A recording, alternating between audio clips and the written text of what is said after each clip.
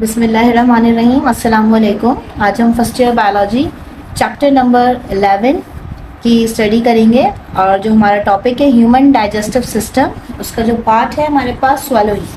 कल हमने जो है वो सलाइवरी ग्लैंड और जो है फेरिंग्स की स्टडी की थी। आज जो हमारा टॉपिक है वो है स्वैलोइंग। इसलिए हमने स्टडी करनी है कि मेन चीज़ जो है वो हमारे पास स्वैलोइंग है क्या। तो हमारा जो टॉपिक है वो है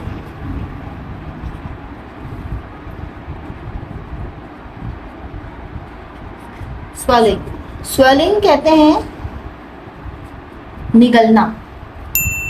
जब हम फूड को इंगल्फ करते हैं या उसे निगलते हैं, इस प्रोसेस को हम कहते हैं स्वेलिंग। अच्छा, ये स्वेलिंग होती कब है? After chewing process. After chewing, जब हम हमारे अपने फूड को च्यूइंग प्रोसेस कर लेते हैं। च्यूइंग प्रोसेस जैसे कि इस प्रोसेस को हम फिजिकल डाइजेशन प्रोसेस भी कहते हैं। आफ्टर च्यूइंग जिस प्रोसेस से हम कहते हैं फिजिकल डाइजेशन, इसमें हमारे सारे टीथ जो है वो वर्कआउट करते हैं और इस प्रोसेस को हम फिजिकल डाइजेशन कहते हैं। और फिर इसी वक्त ही जो है हमारे पास सलाइवा रिलीज होता है, जो हमने कल जिसके बारे में पढ़ा है कि 3 पेयर ऑफ सलाइवरी ग्लैंड्स हमारे पास मौजूद होते हैं और वो ऑलमोस्ट 1.5 लीटर जो है वो सलाइवा रिलीज करते हैं। तो आफ्टर च्यूइंग और सलाइवरी की जो प्रोडक्शन होती है, जो रिलीज होता है, उसके बाद जो हमारा फूड वो हो जाता है लुब्रिकेट। इसे लुब्रिकेट भी किया जाता है और उसमें जो हमारा जो फूड है वो सॉफ्ट भी हो जाता है। तो आफ्टर च्यूइंग प्रोसेस जिसमें फिजिकल डाइजेशन, सलाइवरी रिलीज जिसे हम कहते हैं केमिकल डाइजेशन। तो ये 2 टाइप्स की यहाँ पे डाइजेशन हो गई, physical digestion and chemical digestion. इन दोनों प्रोसेस के बाद हमारा जो फूड है वो लुब्रिकेट और सॉफ्ट हो जाता है और लुब्रिकेट और सॉफ्ट होने के साथ साथ वो एक स्ट्रक्चर बन जाता है जिसे हम कहते हैं बॉल लाइक स्ट्रक्चर। कुछ इस तरीके से, क्योंकि बॉल लाइक स्ट्रक्चर इस फूड में हमारा सलाइवा भी कुछ इस तरीके से अटैच हो जाता है, उसमें मिक्स हो जाता है, तो वो एक बॉल लाइक स्ट्रक्चर बन जाता है और उस बॉल लाइक स्ट्रक्चर को हम कहते हैं बोलस। ठीक है। After chewing process physical digestion, saliva भी जिसमें रिलीज हुआ उसमें इसने सॉफ्ट किया। जैसे हमने कल पढ़ा था कि उसमें लाइसोजाइम एंजाइम्स भी होते हैं जो है उसमें बैक्टीरिया को किल करते हैं। और जो है इसके बाद जो है अमाइलेज होते हैं और जो पॉलीसैकेराइड को डाइसैकेराइड में कन्वर्ट करते हैं, मीन्स लुब्रिकेट करना या सॉफ्ट करना। तो इस प्रोसेस को हम कहते हैं केमिकल डाइजेशन। इन दोनों डाइजेशन की वजह से हमारा जो फूड है वो एक बॉल लाइक स्ट्रक्चर बन जाता है जिसे हम कहते हैं बोलस। अच्छा, अब इस बोलस को आप ये कहें कि पीछे की तरफ मूव किया जाता है या उसे हम कहते हैं कि उसे पुश किया जाता है किस पॉइंट पे? बिहाइंड दी टंग। अब जो बॉल लाइक स्ट्रक्चर जिसे हम कह रहे हैं बोलस है, वो हमारे जो है वो ओरल कैविटी में मौजूद है। अब उस ओरल कैविटी में जो मौजूद है उसे पुश किया जा रहा है। अच्छा, पुश कौन कर रहा है? पुश उसे करता है हमारा टंग। क्योंकि अगर आपको याद है तो हमने जब टंग पढ़ा था तो हमने इसमें पढ़ा था कि टंग का काम रोलिंग करना है और उसके साथ साथ स्पीच करना है, लेकिन उसके साथ साथ उसका वर्क एक और भी है कि वो हमारे फूड को पुश करता है। और पुश किस पॉइंट पे करता है? जैसे हम कहते हैं कि ये टंग है, बिहाइंड द टंग, टंग के पीछे बिल्कुल उसे। और वो टंग के पीछे हमारा कौन सा पार्ट आ जाता है? वो हमारा पार्ट आता है फेरिंग्स। अगर कल हमने पढ़ा था फेरिंग्स का कि एक हमारा जो है आउटर पार्ट होता है और एक हमारा जो है वो पोस्टीरियर पार्ट, जिसे हम एक कहते हैं कि एंटीरियर पार्ट हमने पढ़ा था और एक पार्ट हमने पढ़ा था पोस्टीरियर। एंटीरियर में हमने पढ़ा था कि वो हमारे पास ओरल कैविटी और नेजल कैविटी है और पोस्टीरियर में हमने पढ़ा था कि हमारे पास 2 पॉइंट आते हैं, एसोफेगस एंड ट्रैकिया। तो अब फूड पुश्ड हो रहा है थ्रू टंग या बिहाइंड दी टंग किस पॉइंट पे? हमारे फेरिंग्स पॉइंट पे। और फेरिंग्स के किस पॉइंट पे? हमारे पोस्टीरियर साइड पे।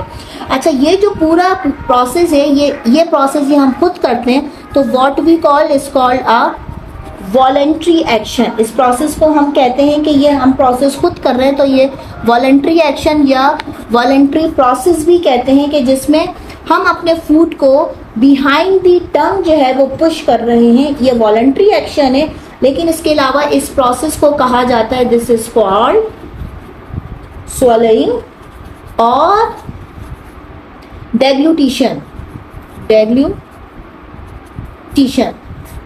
फूड या बोलस को बिहाइंड द टंग पुश करना posterior part of the pharynx. Voluntary process है क्योंकि ये हम अपनी विश पे कर रहे हैं, और फूड को जो है हम बिहाइंड द टंग पुश कर रहे हैं। इस प्रोसेस को स्वॉलोइंग या फिर हम डेग्लूटेशन प्रोसेस कहते हैं। अच्छा, इस पॉइंट पे जब हम स्वॉलोइंग प्रोसेस करते हैं तो कुछ सेकंड के लिए, जैसे हम कहते हैं कि हमारा जो एयर पैसेज वे है वो हो जाता है ब्लॉक्ड। अगर आप ये चीज करके देखें कि जब आप स्वॉलोइंग प्रोसेस करते हैं तो स्वॉलोइंग प्रोसेस करते वक्त कुछ नैनो सेकंड के लिए हमारी जो रेस्पिरेटरी जो है प्रोसेस है वो कुछ देर के लिए ब्लॉक्ड हो जाता है। और उसके ब्लॉक्ड होने की वजह ये है कि जब बोलस को पुश किया जाता है एसोफेगस पॉइंट पे, क्योंकि अगर मैं आपको ये देखें, ये एक तरफ अगर हम अपना जो है फेरिंक्स पार्ट देखें तो ये एसोफेगस है और इसके साथ साथ ये हमारे ट्रैकिया है, ठीक है। इसे हम पोस्टीरियर जो है वो फेरिंक्स कहते हैं। अब ये हमारे पास ये आया यहाँ पे बोलस। अब ये जो बोलस है इसे पुष्ट किया जाता है। पुष्ट करने की वजह ये है कि एक तरफ एसोफेगस और एक तरफ ये हमारा ट्रैकिया, या जिसे हम विंड पाइप कहते हैं। इस विंड पाइप के ऊपर एक छोटी सी लेयर लगी हुई होती है, उसे हम लिड लाइक स्ट्रक्चर भी कहते हैं, जिसका नाम है एपीग्लॉटिस, ठीक है। एक लिड लाइक स्ट्रक्चर यहाँ पे एपीग्लॉटिस है और यहाँ पे ये ट्रैकिया है, ट्रैकिया के ऊपर होती है, और ये जो है यहाँ पे एसोफेगस है। जब बोलस ये हमारा इस तरफ पुश किया जाता है तो कुछ सेकंड के लिए, जैसे कि मैंने आपसे कहा कि एयर पैसेज वे ब्लॉक हो जाता है। और ब्लॉक होने की वजह क्या है कि ये एपीग्लॉटिस पार्ट हमारे जो है ग्लॉटिस पार्ट को कवर कर देता है, ताकि हमारा जो फूड है वो पुश हो सके किस पॉइंट पे, एसोफेगस पॉइंट पे। एयर पैसेज वे ब्लॉक हुआ, किस वजह से ब्लॉक हुआ, क्योंकि एपीग्लॉटिस ने कवर कर दिया। एपीग्लॉटिस ने कवर क्यों किया? अगर एपीग्लॉटिस कवर नहीं करता या कुछ सेकंड के लिए हमारी रेस्पिरेशन प्रोसेस ब्लॉक ना हो तो हमारा जो फूड है वो एयर प्रेशर की वजह से हमारे जो है वो ग्लॉटिस पार्ट में या ट्रैकिया पार्ट में चला जाए। इस वजह से उसे ब्लॉक किया जाता है ताकि हमारा फूड जो है उसको पुश किया जाए किस पॉइंट में जाने के लिए, एसोफेगस पॉइंट में जाने के लिए। तो इस प्रोसेस को हम कहते हैं कि ये स्वॉलोइंग प्रोसेस है।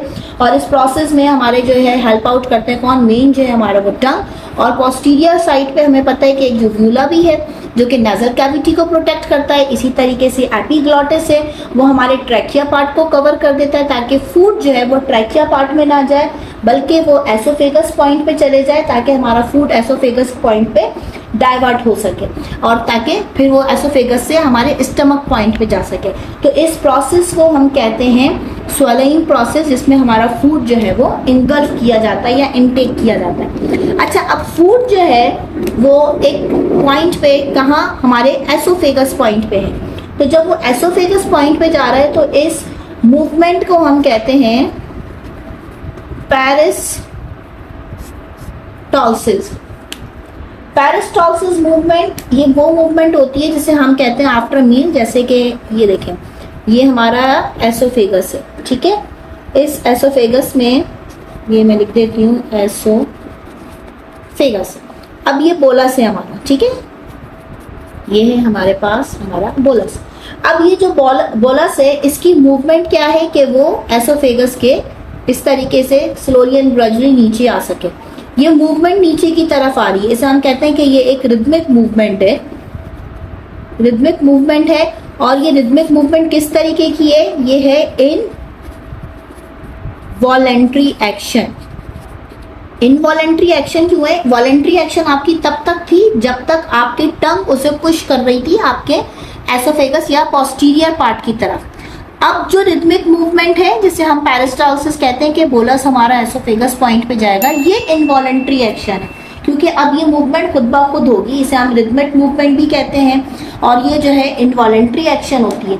अच्छा, अब ये इनवॉलेंट्री एक्शन जो है वो किस फॉर्म की होती है? इसे हम कहते हैं वेव लाइक।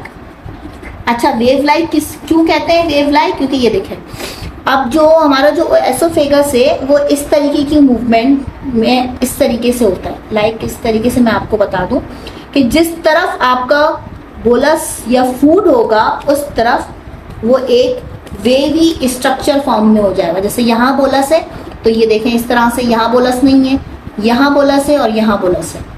ये है हमारा बोलस और ये मैंने बनाया है एसोफेगस। अब ये मूवमेंट जो मूवमेंट कहलाती है इसे हम कहते हैं वेवी मूवमेंट या वेव मूवमेंट इसे हम कहते हैं, क्योंकि इसमें जो हमारी मूवमेंट किस पॉइंट हो रही है कि जैसे जैसे हमारा बोलस मूव कर रहा है वैसे वैसे हमारी जो है जो एसोफेगस है वो बाकायदा मूव करती है। अच्छा, उसकी वजह यह है कि जो हमारा एसोफेगस है वो बना है स्मूथ मसल से, स्मूथ मसल से बना है और इसके साथ साथ जो हम कहते हैं कि वो एक वेवी मूवमेंट है कि जिस तरीके से हमारा फूड मूव कर रहा है उसी तरीके से हमारे जो एसोफेगस है वो अपने आप को मूव करवा रहा है। अच्छा, अब ये मूवमेंट क्या है कि एसोफेगस से हमारा फूड किस पॉइंट पे जाएगा, वो एसोफेगस से हमारा फूड को पहुंचाया जाता है हमारे स्टमक पार्ट में, जो कि एक बैग लाइक स्ट्रक्चर है जिसमें हमारा फूड जो है वो स्टोर्ड होता है। अच्छा, ये जो पूरा प्रोसेस है ये किस प्रोसेस के थ्रू होता है, इसे हम कहते हैं ऑटोनॉमिक नर्वस सिस्टम, क्योंकि ये प्रोसेस आपका खुद हो रहा है। आपके स्टमक आपके एसोफेगस से आपके स्टमक तक फूड खुद ब खुद जा रहा है और वो कैसे जा रहा है, थ्रू ऑटोनॉमिक नर्वस सिस्टम। अच्छा, अब जो हमारे यहाँ पे दोबारा से बता देती हूँ कि ये जो हमारे एसोफेगस है ये किससे बने, स्मूथ मसल्स। लेकिन स्मूथ मसल्स में भी यहाँ पे इनके पास जो होती है वो होते हैं two types. Number 1 circular, number 2 longitudinal muscles. Circular muscles जो है वो आउटर साइड पे मौजूद इनर साइड पे मौजूद होती है। इनर साइड में कैसे, जैसे कि ये सारी आउटर मसल्स हैं, ये इनर मसल्स हैं तो ये है सर्कुलर, राउंड राउंड। उसके बाद आती है लॉन्गिट्यूडनल, वो इस तरीके से वो अपर साइड पे होती है कुछ इस तरीके से, अगर आप समझ सकें तो, और ये ऐसे राउंड है। इनर साइड पे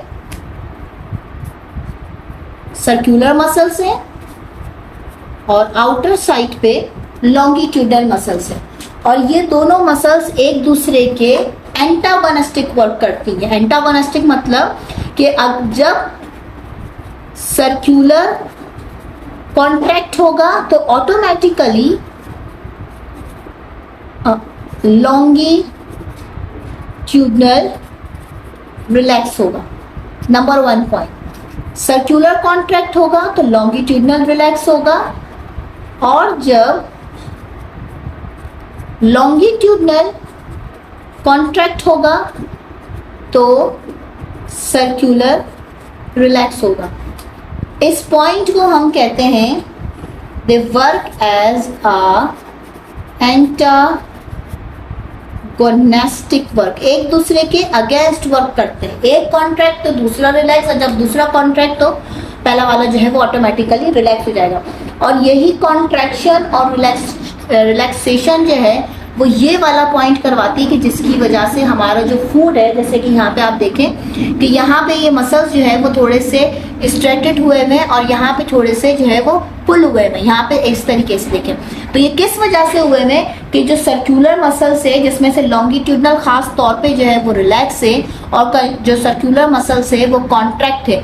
तो ये जो मूवमेंट हुई है जिसे हम वेवी मूवमेंट या रिदमिक मूवमेंट कहते हैं वो सिर्फ इस वजह से हुई है कि सर्कुलर कॉन्ट्रैक्ट हुआ, लॉन्गिट्यूडनल रिलैक्स हुआ, या लॉन्गिट्यूडनल कॉन्ट्रैक्ट हुआ या सर्कुलर जो है वो रिलैक्स हो गया। तो इन दोनों की इस तरह की कॉम्बिनेशन या एंटागोनिस्टिक वर्क की वजह से हमारा फूड जो है वो एसोफेगस से बाकायदा मूव करते हुए नीचे की तरफ आ जाता है, और इस मूवमेंट को हम कहते हैं पेरिस्टालसिस मूवमेंट। अच्छा, अब ये तो हो गई पेरिस्टालसिस मूवमेंट, फिर जिसमें हमारा जो फूड है वो एसोफेगस से स्टमक में आता है। अब इसका जो दूसरा पार्ट है इसे हम कहते हैं एंटी पेरिस्टालसिस। अच्छा जी, अब एंटी पेरिस्टालसिस मूवमेंट क्या है? एंटी जैसे कि मतलब हम पढ़ते हैं कि कोई भी चीज के अगेंस्ट पेरिस्टालसिस। पेरिस्टालसिस मूवमेंट क्या थी के upward to downward like oesophagus to stomach. Anti peristalsis movement है स्टमक टू ओरल कैविटी। ठीक है, अब स्टमक टू ओरल कैविटी का मतलब क्या हुआ कि एंटी पेरिस्टालसिस मूवमेंट समटाइम हम ये कहते हैं कि जब कभी हो जाती है ओवर ईटिंग, जब आप ज़्यादा खाना खा लें या सीवियर टाइप की हमारे गट में इरिटेशन हो जाए, तो उस इरिटेशन की वजह से हम एंटी पेरिस्टालसिस की होती है ओवर ईटिंग या फिर इरिटेशन की वजह से कि गट में बहुत ज़्यादा सीवियर टाइप की इरिटेशन हो गई हो, तो जिसकी वजह से जो फीलिंग्स होती है उसे कहते हैं नौजिया। ये नौजिया क्या होती है? मतली जिसे हम कहते हैं। इसमें वॉमिट होती नहीं है लेकिन वॉमिटिंग फील होती है कि अब वॉमिट हो जाएगी, तो उस कंडीशन को हम कहते हैं नौजिया। लेकिन जब ये फूड आपका जो है वो मूव करके आपकी ओरल कैविटी में आ जाए, उस पॉइंट को हम कहते हैं वॉमिटिंग।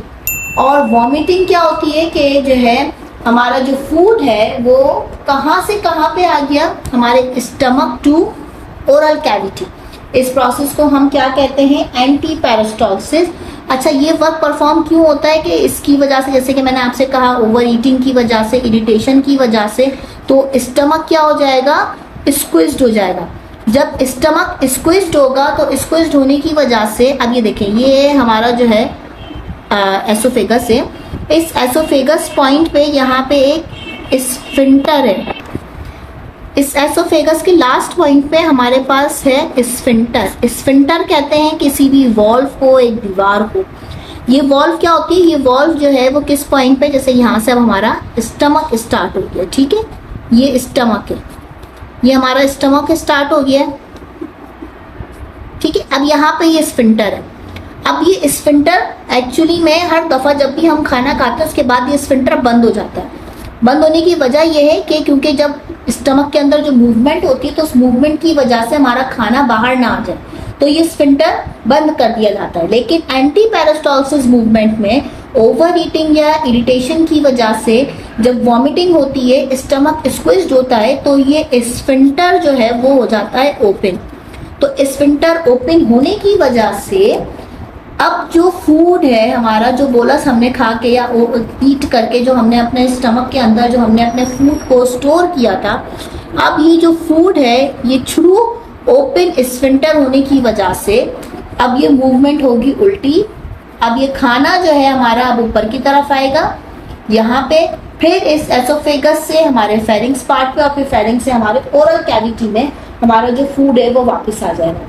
तो इस मूवमेंट को हम कहते हैं एंटी पेरिस्टालसिस मूवमेंट, जिसे हम सिंपल कहते हैं कि इसमें हमारा स्टमक जो है वो स्क्विज्ड हो जाता है और जो हमारा फूड है वो पूरा हमारा स्टमक से ओरल कैविटी में आ जाता है और फिर इस प्रोसेस को हम कहते हैं कि ये वॉमिटिंग हुई है। तो ये पॉइंट है हमारा एंटी पेरिस्टालसिस। इसके बाद एक छोटा सा टॉपिक और है हमारा, उसका नाम है एसोफेगस। वो भी जल्दी से पढ़ लेते हैं। छोटा सा पॉइंट है जिसके बारे में अभी हम कंटिन्यूसली पढ़ ही रहे हैं और वो है हमारे पास एसोफेगस। एसोफेगस क्या है? एक ट्यूब की तरह मौजूद होती है, इसे हम कहते हैं एक ट्यूब लाइक स्ट्रक्चर है, ठीक है। ये एसोफेगस है और क्या है? Tube like structure. इस ट्यूब लाइक स्ट्रक्चर में जैसे कि हमें पता है हमारा जो बोलस है वो मूव करता है। मूव करने का मतलब कि हमारा बोलस ऊपर से नीचे रिदमिक मूवमेंट में आता है और उसी तरीके से एसोफेगस भी अपने आप को स्ट्रेच कर लेते हैं और फिर उसी हिसाब से मूव करवाता है वो हमारे फूड को। तो ये एक ट्यूब लाइक स्ट्रक्चर है जो कि स्टार्ट होता है किस पॉइंट से? हमारे फेरिंग्स पॉइंट और एंड होता है हमारे किस पॉइंट पे? स्टमक। ये यहाँ से देखिए ये फेरिंग्स पॉइंट हो गया, ठीक है। जैसे कि मैंने आपसे कहा था कि यहाँ पे स्टमक है और इसी के बराबर में जो है हमारा विंड पाइप है और यहीं से ही जो है एक छोटा सा स्फिंक्टर यहाँ पे मौजूद है, जैसे कि मैंने आपसे कहा था। और फिर उसके बाद यहाँ से हमारा जो है वो स्टमक स्टार्ट हो जाता है। तो स्टमक और फेरिंग्स के बीच में जो ट्यूब लाइक स्ट्रक्चर है उसे हम क्या कहते हैं कि वो है हमारा एसोफेगस। कहाँ मौजूद होता है oesophagus? Between trachea and spinal cord. ये हमने याद रखना है कि कहाँ पे मौजूद है, between trachea and spinal cord के बीच में। ये ट्रैकिया है, ये एसोफेगस होगा और फिर ये हमारा स्पाइनल कॉर्ड। तो ये बीच में हमारे पास मौजूद होता है, जिसे हम कहते हैं कि ये बीच में मौजूद है।